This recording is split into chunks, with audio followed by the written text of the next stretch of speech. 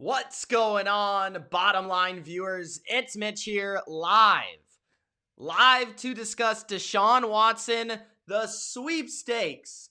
Deshaun Watson is available. He's officially put in his, basically, I guess, a resignation from the Houston Texans organization, and he doesn't want to be in Houston anymore.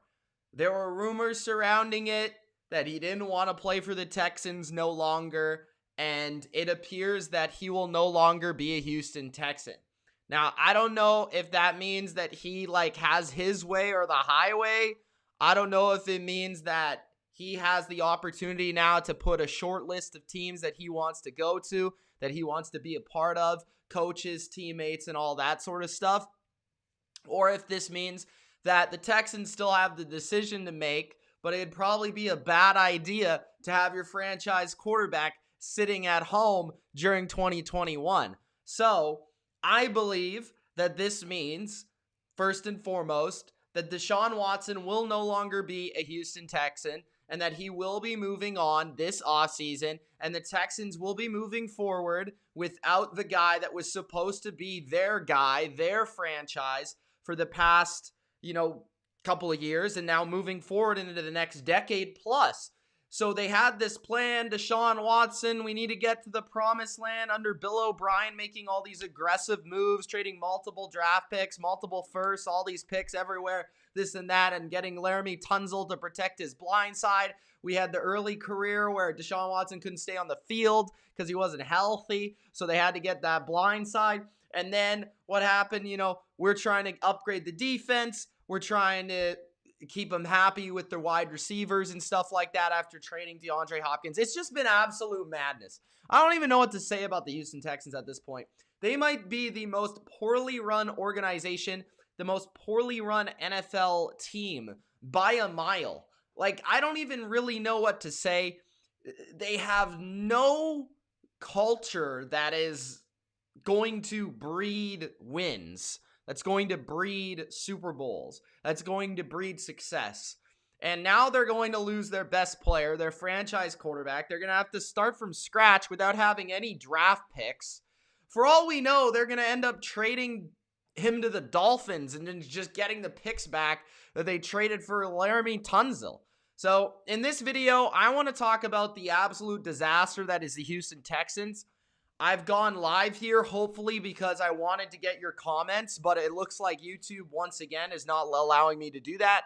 So I'm just going to go off and rant about this and give you some destinations and thoughts on what I think could happen with Deshaun Watson, and give you kind of some teams that I think should be thinking about the idea of bringing Deshaun Watson to their organization to be their franchise quarterback. So that's what I want to discuss here right now. And if you haven't already, make sure you do. Gronk, spike that like button. And don't forget to subscribe to the channel if you haven't already for more Bottom Line View NFL content, guys. Make sure to check out the channel. And I analyze the NFL all year long. One of my favorite parts of the NFL season is not the actual season. It's the off season, baby. That's my favorite part. Because that's when I make all my rankings, my lists. I talk about every free agent, every trade. I will tell you this. If you're new to the Bottom Line View, this is the first video you've ever seen. Maybe you're a Houston Texan frustrated fan, and you've come here. You're searching on YouTube for a reaction. This is the place to be. I'm telling you. I'm going to hype myself up right now. Nobody covers more free agency, more trades, and more just overall off-season shenanigans than this guy. Okay, so if you want off-season football, this is the place to be. I'm telling you right now. So make sure you do Gronk, spike that like button, and subscribe. But let's get into it. Let's talk about Deshaun Watson, and I'm going to go through every team, every division, kind of as I always do, and think about the possibility for if he could land there, what it would take for him to land there. First off, as I always do with these type of videos, I need to explain what is Deshaun Watson. Who is Deshaun Watson? How good is Deshaun Watson? How much better does Deshaun Watson make your team? So, for me, Deshaun Watson is a top 4 quarterback in the NFL. He's not quite, I believe, top 1, top 2. I would say that's Patrick Mahomes and Aaron Rodgers.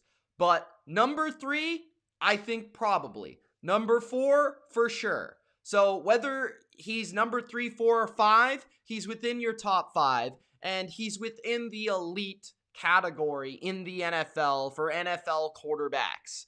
So Deshaun Watson is, let's just say, a game changer, a franchise changer, and an absolute monster. He's young, okay? He's going to be paid a lot of money, but it's worth it when you have an elite quarterback, because what you have with an elite quarterback is you have an opportunity every season. As long as your team doesn't absolutely stink, you have an opportunity to go to the playoffs. You have an opportunity to compete, and you have an opportunity to be relevant for as long as he's there. Now, the Houston Texans are so bad that they have somehow, despite Deshaun Watson, little do people know, giving them his best season ever in 2020. They were so bad that they let Deshaun Watson be disgruntled and want to get traded, because that's how bad they were. It started with DeAndre Hopkins being traded, the whole Bill O'Brien thing, the mismanagement of the GM, the mismanagement of the ownership, not understanding the needs of his quarterback, the needs of his players, and really just the disconnect between Watson, the players, and the owner. I think it's the biggest factor here. We've talked about it before. That all has kind of compounded into why Deshaun Watson wants to be traded. And Deshaun Watson, like I just said, top 5 quarterback. What he can give you is an elite specimen on the field. But I believe that Deshaun Watson is also a guy that I'd like to have as my leader. He seems like a guy on and off the field that demands respect to the players. He seems like a guy that just wins. I know that's something that we don't want to always credit to the quarterback.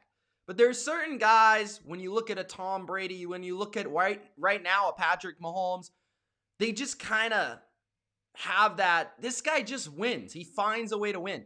To me, Deshaun Watson, I know that he didn't do so well this year, but to me, he just feels like, you saw it in college, and now I think you're going to see it in the NFL. He's just a guy that I feel like if you put enough pieces around him, he's going to find a way to make it happen, man. That's just the way I feel about him. Overall, I think that Deshaun Watson is going to end up for the next 10 years being an elite quarterback. Now, what does that mean for what you would have to give up for him? Because I think this is obvious to everybody. So, how much are you going to have to give up for him to get him in your building? So, to me, I think Deshaun Watson, what's been floated around and what's been pretty much most obviously discussed is that Deshaun Watson is probably going to be going for, multiple first-round picks, probably multiple second-round picks. So probably some sort of package of a first, maybe a third first, and, a second. I've seen packages like Miami, for example, Tua, who's a first-rounder, quarterback, and 2 other firsts, and a second for Deshaun Watson. So the question is, do you want to pay that much? I know he's an elite quarterback, dude, but do you want to pay that much to get this guy? So that's really the question that all these organizations are asking. It's not really would we like to have Deshaun Watson? Yes. But how much is it going to really cost us, and is it worth it? So to me, you need to talk about the teams that I feel like have a good enough roster where they can give up these picks, but they're really just missing a quarterback, and they have enough cap space to take on the guy, Deshaun Watson. They need, all this cap space to make it work. So immediately you eliminate a whole whack of teams because they just simply do not have the money. And then there's another half of the NFL, or probably quarter of the NFL, that they don't have a situation where I feel like if they gave away all these picks, they're still stuck at ground zero. Now, maybe you have a franchise quarterback, and maybe it's still worth it to make the move because at least you got your quarterback and you can work out the rest.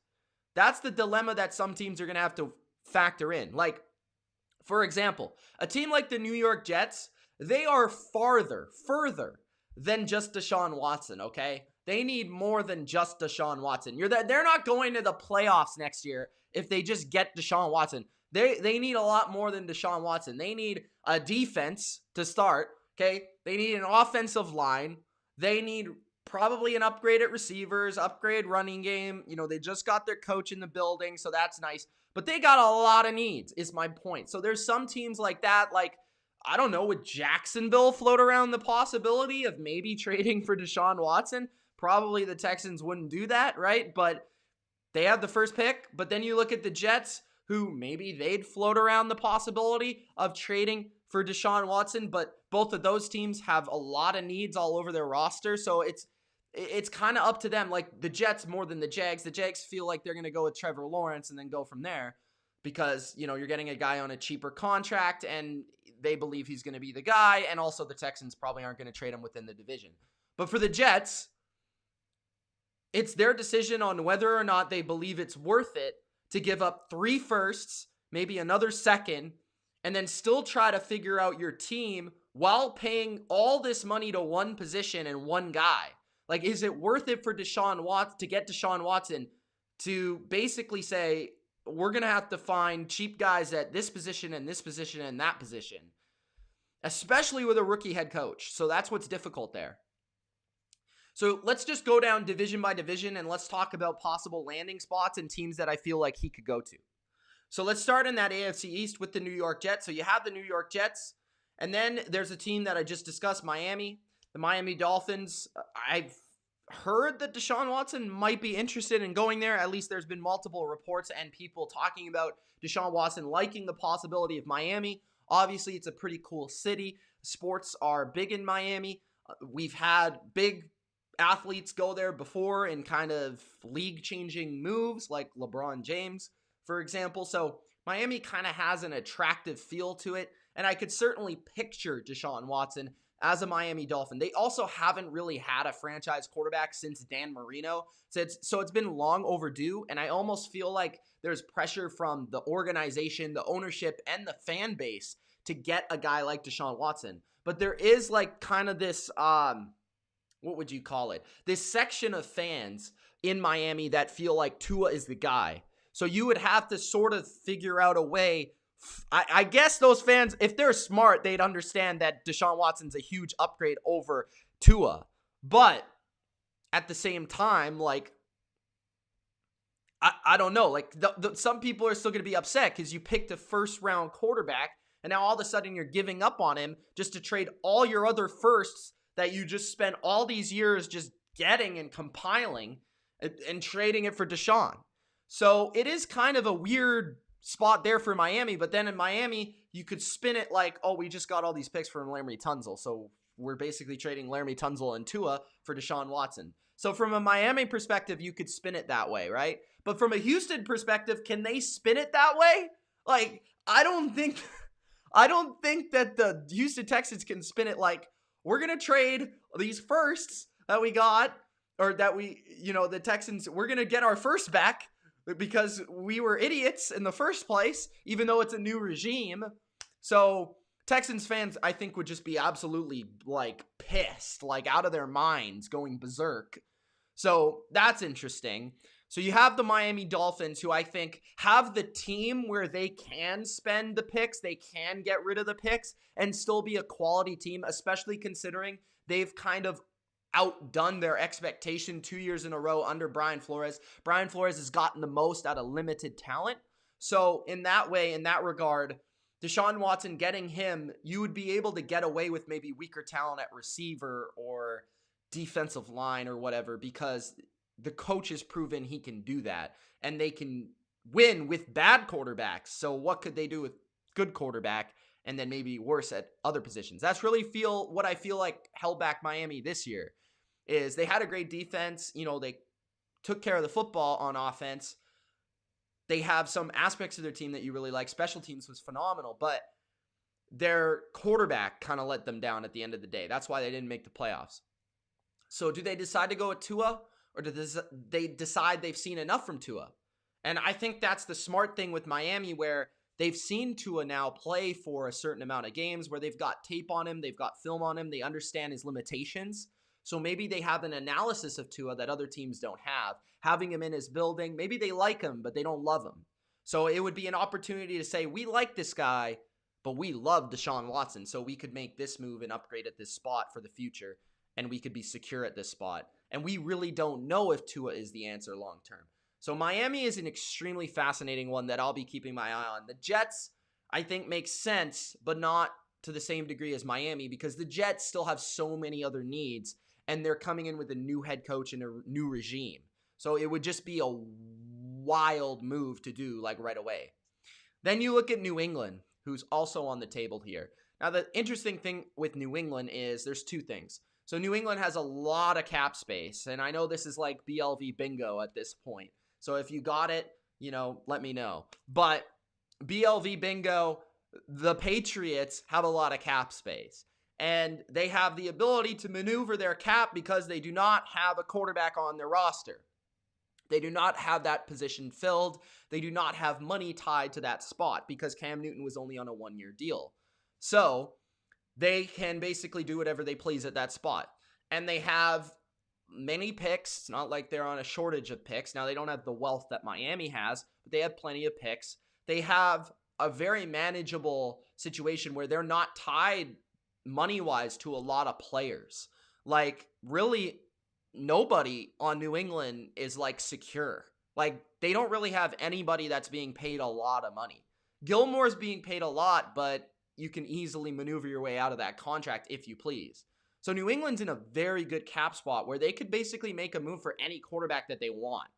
So that's really interesting. Plus, you have the attraction of Bill Belichick and Josh McDaniels, a very good coaching staff, an established organization that is known for winning.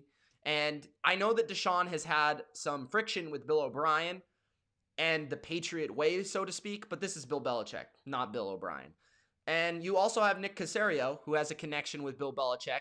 Now, that would seem a little bit weird or kind of like, I don't know what the word is, fixed, I guess. It would feel a little fixed if Caserio were to get hired and then trade Watson to New England a little bit. I'm sure a lot of NFL fans would be upset, especially those AFC East fans. But it does make a lot of sense from multiple avenues, to me at least. So you have New England. You have three teams in the AFC East. Buffalo, no, because Josh Allen is their guy. Move to the AFC North. The Pittsburgh Steelers, I think, would be interesting, but it does feel like they're still going to ride or die with Big Ben for at least another season, which in this case is keeping up like $30 to $40 million. So Pittsburgh, unless Ben retires, I don't really see it being an attractive destination. For Deshaun, it would be interesting, but I don't think for Pittsburgh it would be doable unless you basically force Ben into retirement or just move on from Ben Roethlisberger.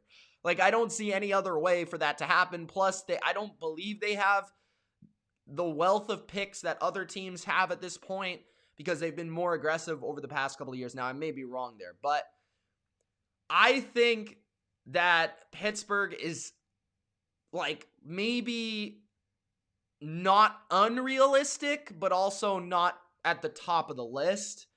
Then you go to the Bengals. Obviously, that's not going anywhere. You have Joe Burrow, just got picked first overall last year. He looks good. You're good there. Baltimore, Lamar Jackson, good there. Then you have the Cleveland Browns. Feels like Baker has kind of proven enough that he'll stay there as their guy.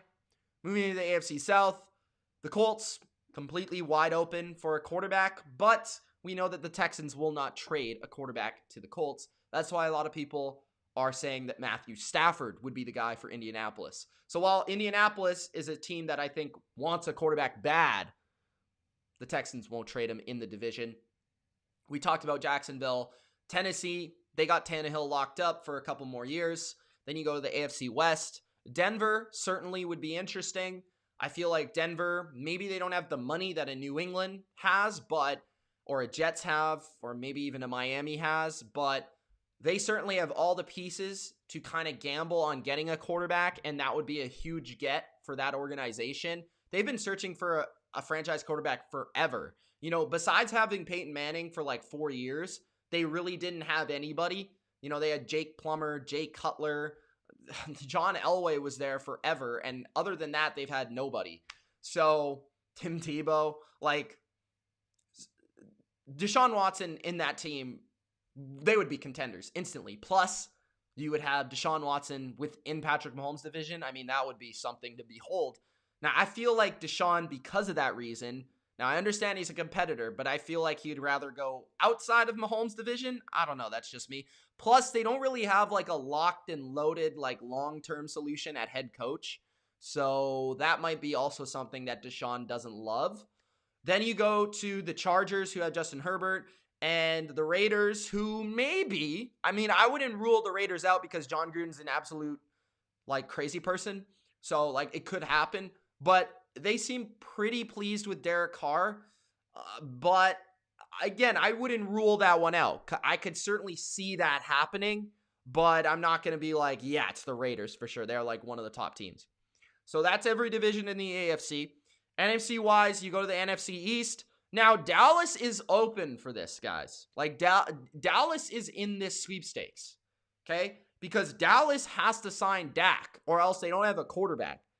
Right now, as I know, and you know, they have not signed Dak. So I'm not going to close the door on the Dallas Cowboys.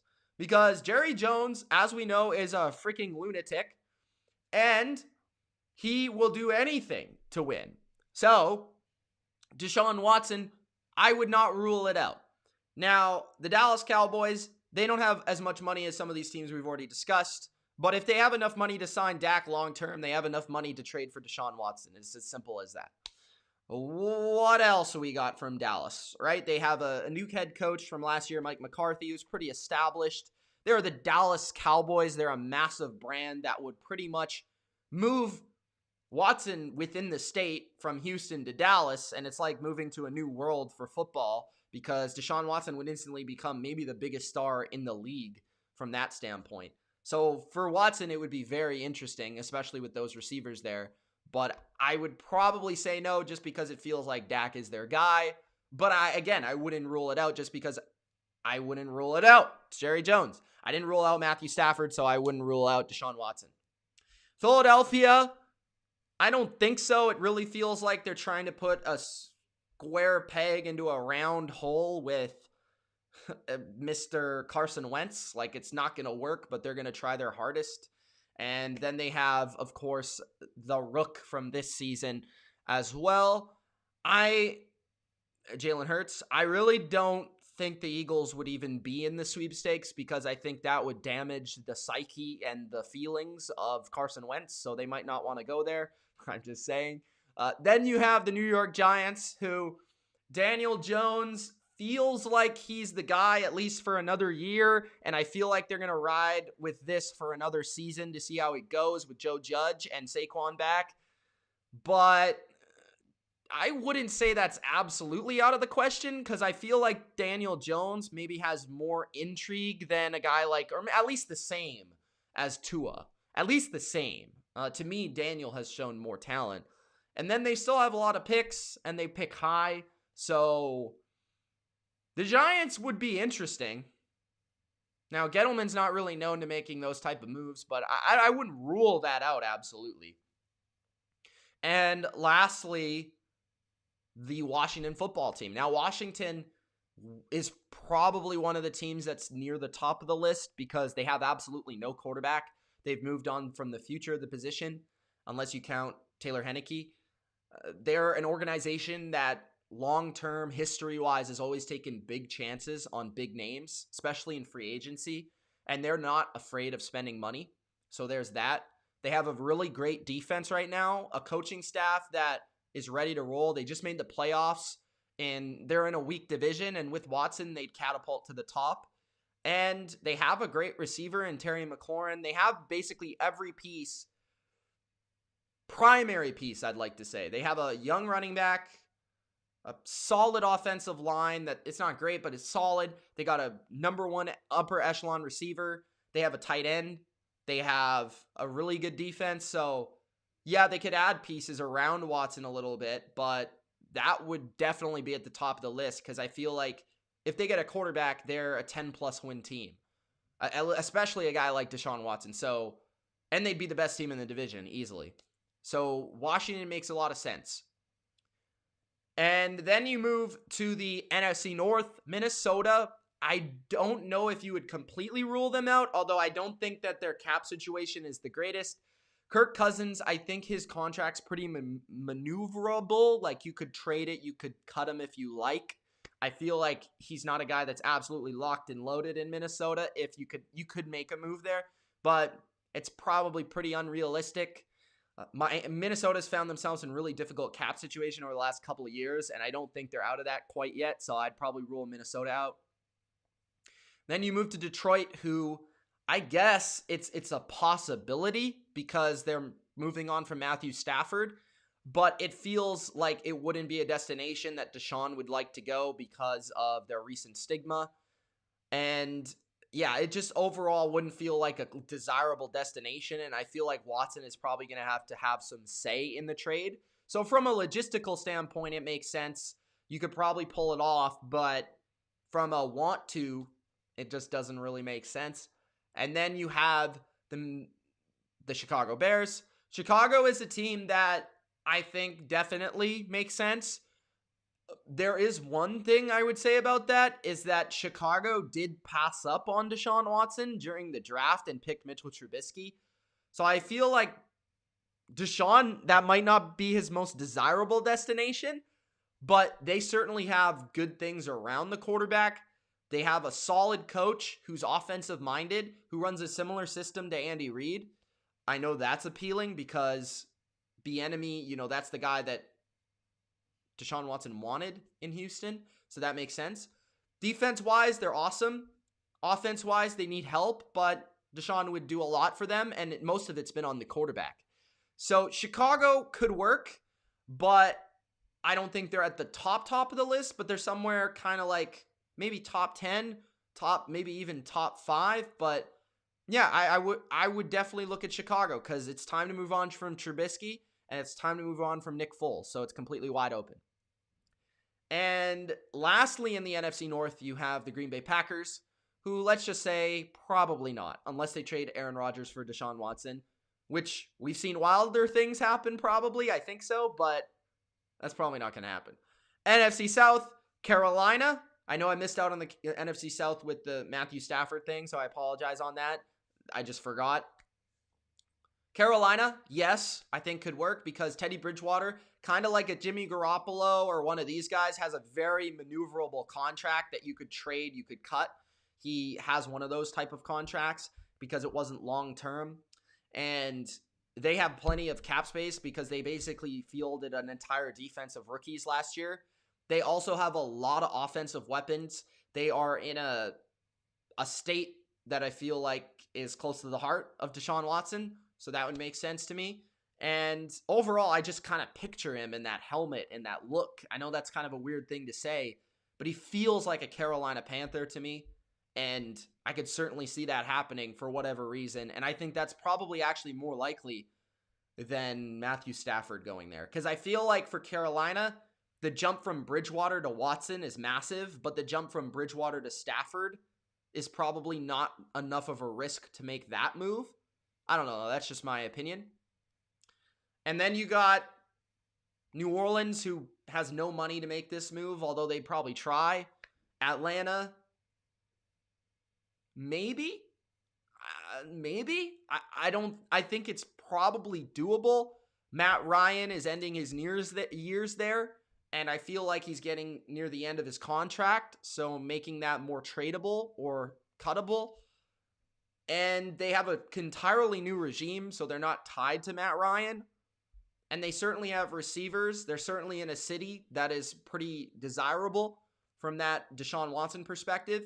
So, seems like a spot. And then you have, lastly, Tampa Bay. who would make a move if Tom Brady wasn't going to play until he's 65. So they're not going to make a move because Tom Brady's going to be starting in Super Bowl 70. So they're good there. Then you go to the NFC West, San Francisco. I know you guys have been waiting for me to talk about this one.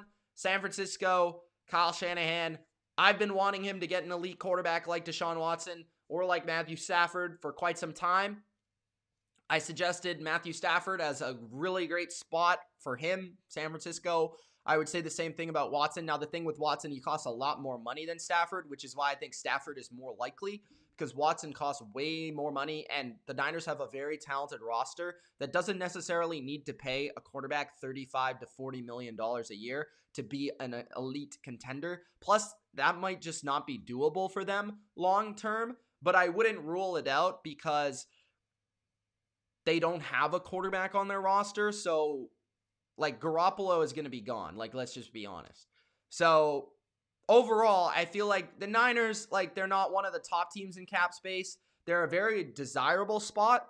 They have an awesome infrastructure, but I'm not sure that they have all of the logistics that would make it work. Then you have Seattle, who's sticking with Russell Wilson. He is their city and their franchise. And then you have, who else? Arizona, Kyler Murray. Unless they trade Kyler Murray for Deshaun Watson, it's not going to happen. But I mean, I'm not going to say that couldn't happen. Like, I feel like that might, but like, I'm not going to 100% rule that out. Maybe there's like a 5% chance of that happening, but that would be really interesting. And then lastly, you have the Rams, who I just don't think the Rams have enough money. I think it's as simple as that. The Rams could look at a guy like Matthew Stafford, but I don't think Watson would quite make enough sense. Now, they want to move on from Goff, it looks like, and maybe if they do that somehow, some way, they could figure it out. I don't know how all that money filters through and works out, but it just feels like money-wise, the Rams are kind of in a tough spot, and Deshaun Watson would only throw another wrench into that. So overall, when you look at all the teams, I just went through every division, and you kind of got the sense on where I think you could go. I think the AFC East as a location makes a lot of sense out of the three teams I discussed because they have basically everything to make it work. I feel like Carolina is an underdog team that could potentially make a move for Deshaun Watson. I think you look at Washington, they make a lot of sense to me. Denver, I wouldn't rule out. And who are the other teams that I really felt overall could make it? I think those were the main ones. San Francisco. Those were the main ones, I believe. And overall, I'm just excited to see what happens this offseason with him. I'm excited to see where he goes because instantly he's going to make a team a competitor, a contender, and a lot better of a team for a long term. And they're going to become a desirable destination for many free agents and trades. And we're going to understand who's going all in this offseason from who trades for Deshaun Watson and who's really bold enough to make that investment, because that's going to be a big investment. It's going to take multiple firsts, multiple picks, money, and yeah, it's going to take a lot, but he might be worth it. So that's my thoughts on the trade request by Deshaun Watson, where he could land, the teams that I feel he fits, and the teams that I feel are most likely. Let me know in the comment section below, because the live comments weren't operating right now. Let me know in the comment section below where you believe he'll land, which location is best for him, what's your prediction for Deshaun Watson and the trade, and what are your thoughts on the overall situation. It's been Mitch of the Bottom Line View. If you enjoyed, don't forget to Gronk spike that like button and subscribe to the channel for more NFL. Peace.